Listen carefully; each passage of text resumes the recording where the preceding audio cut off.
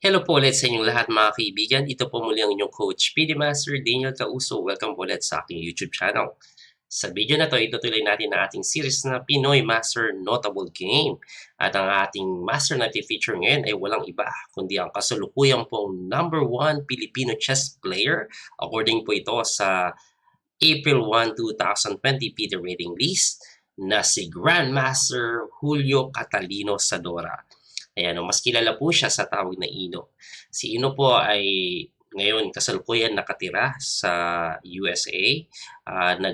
Nagpunta po siya doon para mag-aral po sa University of Texas, Dallas. At yun nga, naglaro siya doon as a chess player habang nag-aaral. So varsity player po siya doon.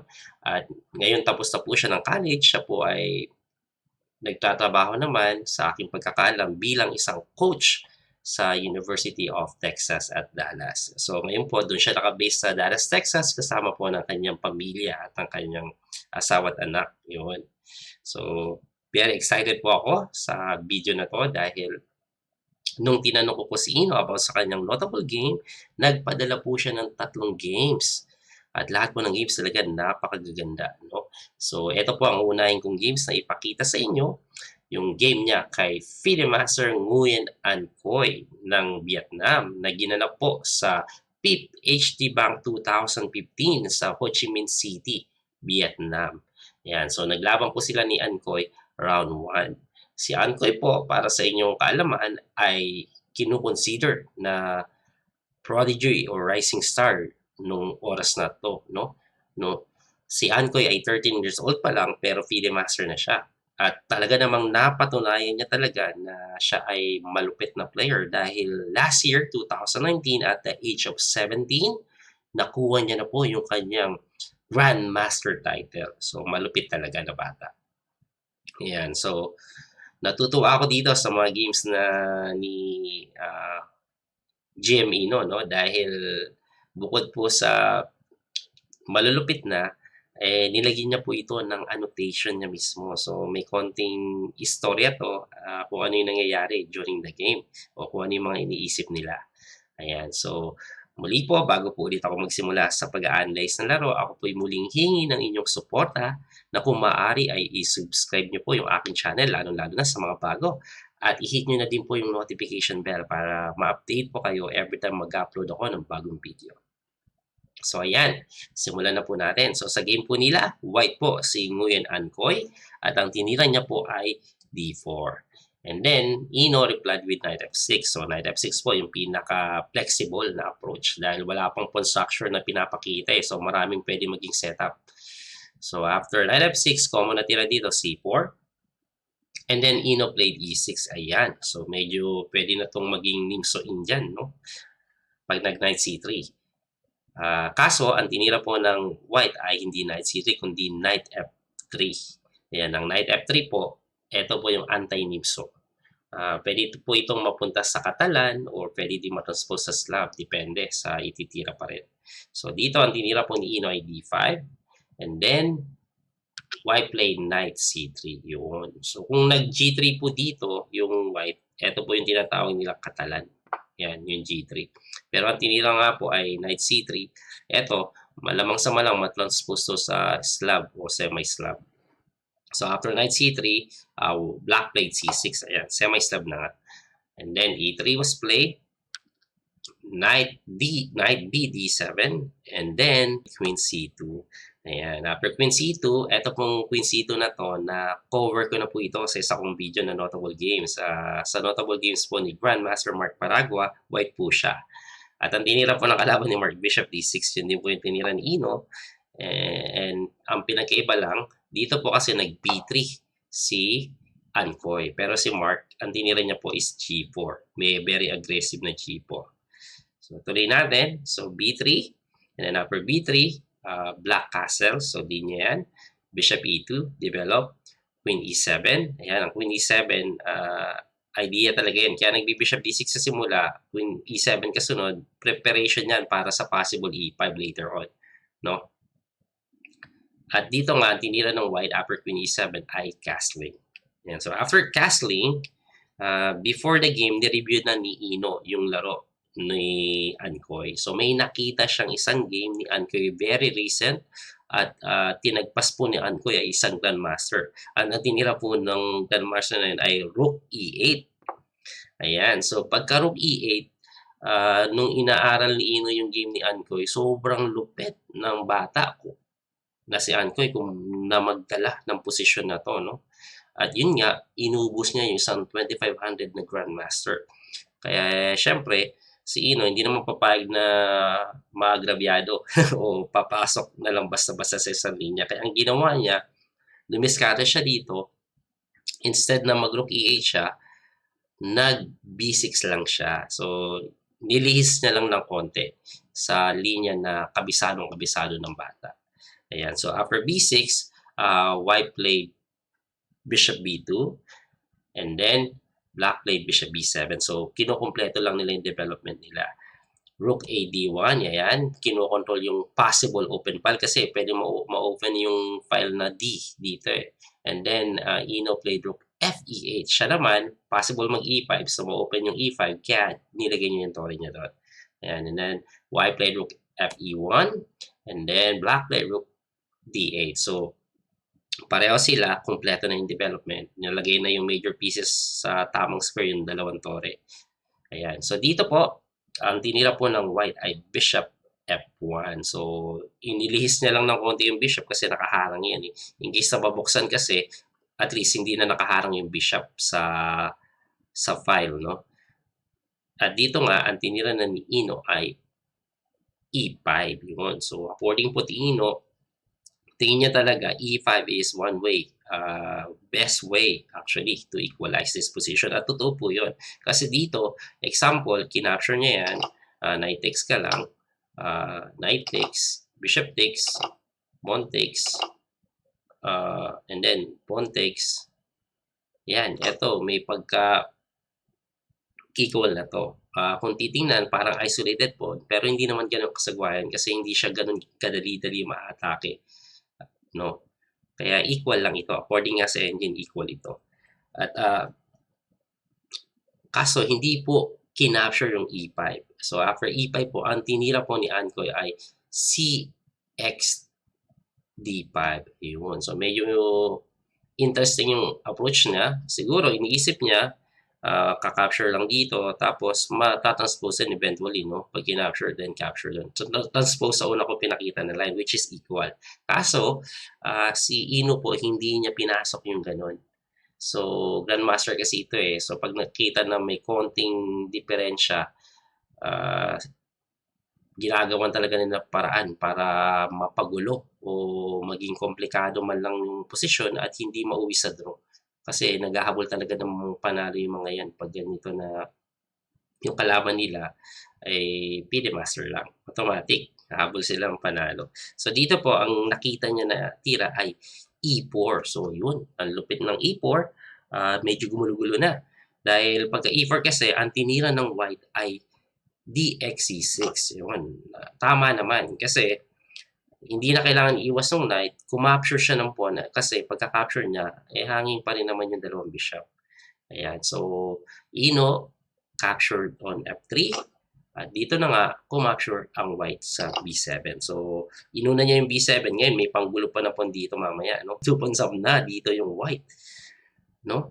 At medyo pagtitingnan mo, parang luging-lugi na yung white, yung black. No? Pero dito po, may malupit na idea na nakita si Grandmaster Ino. At ito po yung tinatawag nilang Greek gift sacrifice. Ayan, nasa isang video ko din yan. Pwede nyo tingnan. Kinds of tactics and combination. So dito, ang Greek gift sacrifice ay yung sacrifice po ng bishop sa H2 pawn. Ayan. So ang idea niyan para paluwain yung king ng kalaban. So pinapalabas niya sa lungga. So after bishop takes H2, syempre kakapturein yan. And then dito, sa posisyon na to,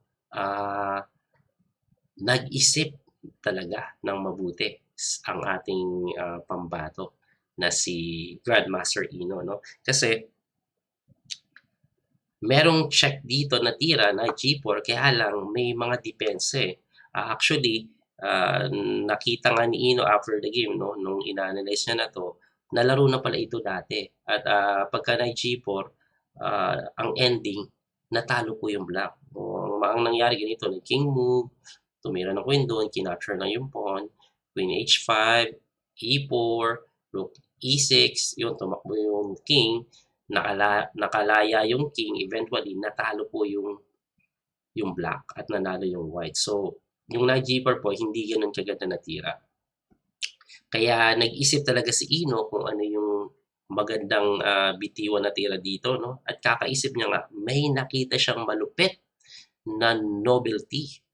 At it turns out, yung nakita niya na tira is the only way to win the game. So, may winning to, no? At yun nga, bago ko ipakita yung move, bibigyan ko po kayo ng pagkakataon na pwede niyong subukan kung kaya niyo makita yung mga grandmaster moves. Ayan, so pwede niyo pong i-post yung video sandali at i-analyze nyo at tingnan kung makikita nyo yung malupit na tira ni Ino. Ayan. So, simulan na natin. Ituloy natin, no? So, dito po, ang tinira lang ni Ino ay Queen D6 check. So, hindi po siya nag-knight G4. Instead, nag-check siya sa Queen D6. Ngayon, after check sa Queen D6, pwede siyang mag-G3, pwede siyang tumakbo dun, o pwede siyang mag-H3. Ang tinira po ng kalaban ay King H3. Yan, pero iisa-isahin natin to. Ano ba mangyayari? Pag nag-G3 siya, ubos yan kasi may knight G4. Yan. Pag bumalik ka doon, papasukin ka lang dito. Namati ka. Pag naman umangat ka ng konti dito, meron ditong idea ang black na mag-queen E6 lang. So, idea is either double check ka iyak ka na naman. Ganun ang mangyayari pag nag-king H3. Yan. So, parehong talo pag nag-king G1 at nag-G3. Kaya dito, ang tinira po ay king H3 lang. Yan. So, after king H3, dito na. So, kanina nagbigay po ng bishop sa H2, no? Tapos, chumek lang ng queen D6. Ngayon, eto yung pinakamalupit na idea na nakita ni Ino during the game. Ito, malapisher o sobrang lupit ng ginawa dito ni Ino. So, try nyo hanapin. Kung kaya nyo hanapin, i-post nyo ulit yung video. Pero ipapakita ko na, ang tira na binigay niya dito ay Rook E5. Grabe, no? May kwento to during the game. Sabi ni Ino, pagka Queen D6 na daw, nag-King H3 yung kalaban. Ang ginawa ng kalaban pagka H3, naglakad-lakad na. Akala daw ng kalaban, madodraw na to. Kasi wala nang magandang kasunod to na tire. So, parang mapepersado ka ng chumek sa Queen E6 tapos magre-repetition na lang no? Parang yun ang iniisip ng kalaban, draw na. Kaya yung kalaban niya daw, lakad ng lakad. So, ang ginawa naman ni Ino, nag-isip siya talaga ng mabuti. Kasi may sure draw na siya. So, nag-take na siya ng risk. Nag-spend talaga siya ng maraming oras. At yun nga, nakita niya yung tira na to, na Rook E5. At pagka Rook E5 po, decisive na yung position. Winning na dito ang black. Ngayon, iisa-isahin natin to. Ano bang idea nitong Rook E5? So, Rook E5 intending to check on H5. At pagka-check dyan, mate. So, ano ba mga pwede niyang gawin? Una-una, capture. At yun nga yung tinira ng kalaban. No? So, bago lang natin pasukin yun, tingnan muna natin yung ibang tira. Example, may isang tira dito. Pwede siyang mag-G4. Example, mag-G4 lang. Pagka G4, mag-Queen E6 lang ang black. At after Queen E6, yun, na-threat na to. Yun nga daw ang isang maganda sa idea ng Rook E5, walang Queen F5 kasi may Rook E5, maka-capture siya. So, eto, walang depensa yan. So, eventually, mamamati din yan. Example, pag kinapture, capture, yung H2, check, punta doon, check, takbo yung king, capture, and mate. Walang depensa, no? So, yun po isang idea. Kaya, ang ginawa dito ay kinapture. O, pwede din pala, subukan natin yung Rook King H2, ganun din naman kakalabasan, mate. No? O, so, ang ginawa dito, talaga naman, tinikman na yung tore. Ayan, pag tikim sa tore, Anong kasunod? Eto, force mate ang mangyayari dito ay yun nga yung gagawin ni Ino 'no. Sinundan niya ito ng Queen E6 lang, check. So pagka-check, tatakbo yung king, pasado, Queen takes E5, check na naman. So dito 'pag nagtulak ka ng pawn, so gano'n na naman mangyayari niyan, check and then check, and then yun nga mamamati na naman sa H2. Kaya ang ginawa dito hindi, umakyat sa H3 'no. So pagkakakyat ng H3, chumek sa H5, so only square, chumek na naman, so takbo, only square, chumek ulit, and pagka king G1, knight G4, nag-resign na po ang white. Grabe po yung ginawang sacrifice. At pagka-sacrifice, force mate ang nangyari. So grabe mag-isip si Grandmaster Ino, no? So iba talaga eh. Kaya nga Philippine #1 natin yan. Philippines #1. At para nga sa inyong kaalaman din, no? Si Grandmaster Ino po ang pangatlo na Pilipino chess player na naka-reach ng 2,600 rating o yung tinatawag nilang Super Grandmaster. Ang nauna po dyan si Grandmaster Mark Paragua, and then sinundan po siya ni Wes Liso. Yun nga lang si Wes Liso naglalaro na po under ng US Federation. At pangatlo nga si Ino o si Grandmaster Julio Catalino Sonora. Ayan, so nakita nyo na ngayon kung gaano kalupit si Ino maglaro. So sana po no may natutunan kayo at kung may natutunan po kayo, baka maaari po ay i-share nyo po yung video natin at i-hit nyo na din po yung like button para naman matuwa po ako dahil talagang sumusuporta kayo. Ayan, so hanggang sa muli po, ito po ang inyong biyaherong coach, PD Master Daniel Causo. Abangan nyo po yung susunod nating mga videos. Marami pong salamat. Bye-bye.